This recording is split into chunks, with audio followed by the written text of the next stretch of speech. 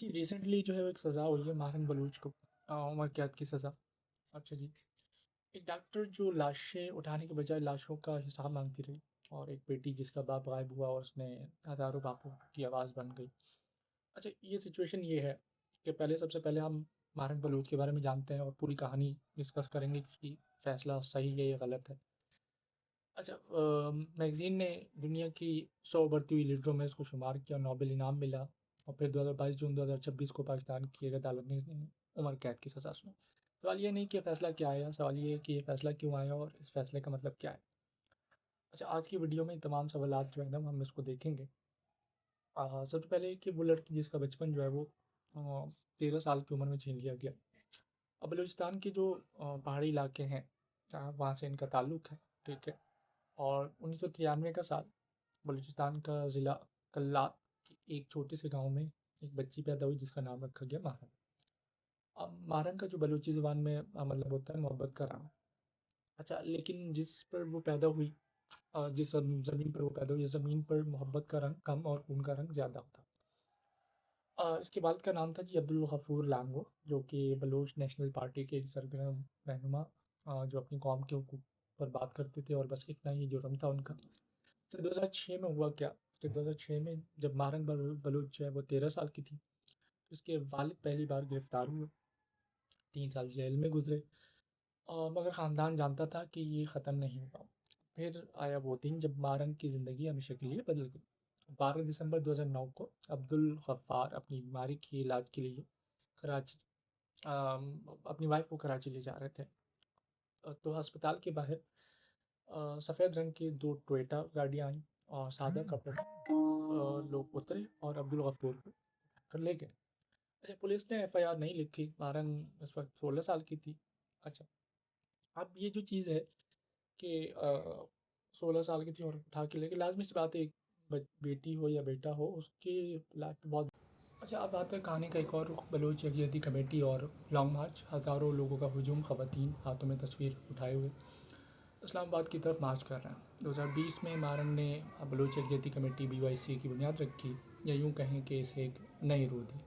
ये कोई मुसल्लह तंजीम नहीं थी, ये इन माओं, बहनों और बेटियों की आवाज़ थी जिनके घरों से मर्द उठा लिए गए थे। और फिर आया दिसंबर 2023 का लॉन्ग मार्च, इस्लामाबाद की तरफ 1600 किलोमीटर, पहाड़ से राह सर्दियाँ, धमकियाँ कुछ नहीं कर सकी, और ख़वातीन के हाथों में अपने लापता बापों, भाइयों की तस्वीर थी। अच्छा, कदम कदम पर रियासत ने रास्ता रोका, लेकिन ये काफ़िला रुका नहीं। जब ये काफ़िला इस्लामाबाद प्रेस क्लब पहुंचा, तो दुनिया ने देखा कि यकजहती का इज़हार किया। बहुत सारे लोगों ने ग्रेट थनबर्ग, मलाला यूसुफ़ज़ई ने हिमायत का ऐलान किया।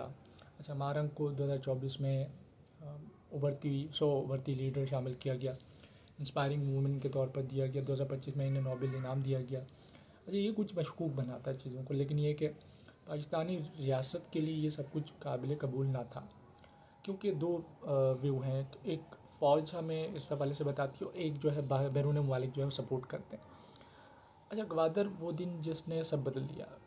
FC गवादर की बंदरगाह, और 29 जुलाई 2024 को गवादर में BYC का बलूच राजी मोची यानी बलूच कौमी इज्तिमा मुनक्किद होना था।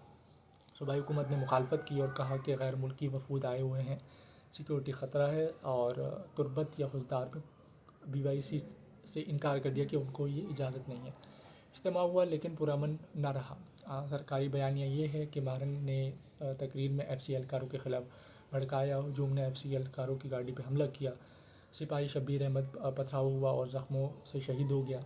अच्छा, BYC का बयानिया ये था कि रियासत ने खुद जलसे पर हमला करवाया और 4 बलूच शहरी हलाक हुए, दर्जनों ज़ख्मी हुए, और जो कुछ हुआ उसका खुद साख्ता बहाना था। दोनों बयानियों के दरमियान एक FIR नंबर 6124 दर्ज हुई, और मारंग बलूच मरकज़ी मुल्ज़िम करार पाई, ठीक है। गिरफ़्तारी, जेल, और फिर हथकड़ियाँ, जेल की सलाखें, ये हमारी सारी चीज़ें जो है मारंग बलूच के समय आई। 22 मार्च 2025 को मारंग क्वेटा में एक धरने की याद कर रही थी बलूच लापता अफराद के लिए। पुलिस आई और चादर खींची गई, मारंग को गिरफ़्तार किया गया। इसके बाद जो हुआ वो कानूनी तारीख़ में एक अलग बात है। मुकदमा गवादर के क्वेटा जो थाना है वहाँ मुंतकिल किया गया। खुली अदालत के बजाय जेल के अंदर ट्रायल हुआ। जेल के ट्रायल में वीडियो ट्रायल हुआ, महारंग और इनके वकला ने बाइकआउट किया क्योंकि इन्हें अपनी मर्ज़ी का वकील तक नहीं मिलने दिया गया, महारंग को मिलने दिया गया।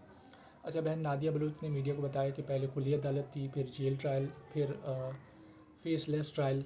जिस शख्स ने खुद एफसी के एहलकार को मारा वो बरी हो गया, और जिसने तकरीर की उसे उम्र कैद हुई। 22 जून 2026 को एटीसी जज मोहम्मद अली मुबीन ने फैसला सुनाया।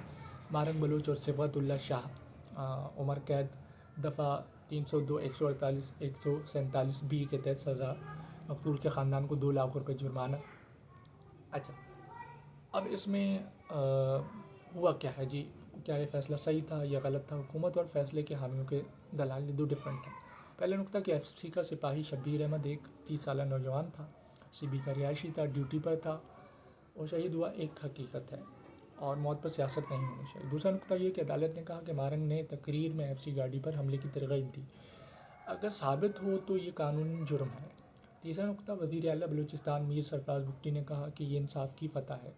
अच्छा, अब गवर्नमेंट कह रही है कि ये इंसाफ की फ़तह है और बलूच रहनुमा कह रहे हैं कि ये एक साजिश है। अब इन बिटवीन सबको मालूम है कि क्या है और आवाम को सब पता है, ठीक है, कि कौन क्या चाहता है। दोनों तरफ से जो है वो मामला जो है बहुत कन्फ्यूजन का शिकार हैं, गवर्नमेंट की तरफ से भी और बलूच रहनुमाओं की तरफ से। जो उनको सपोर्ट कर रहे हैं वो बैरूनी ताकतें, और यहाँ अगर मुल्क की बात की जाए तो ये भी इतने कुछ साफ़ सुथरे नहीं है कि जिस चीज़ पे ये कहा जाए कि नहीं जी क्लैरिटी आ जाए।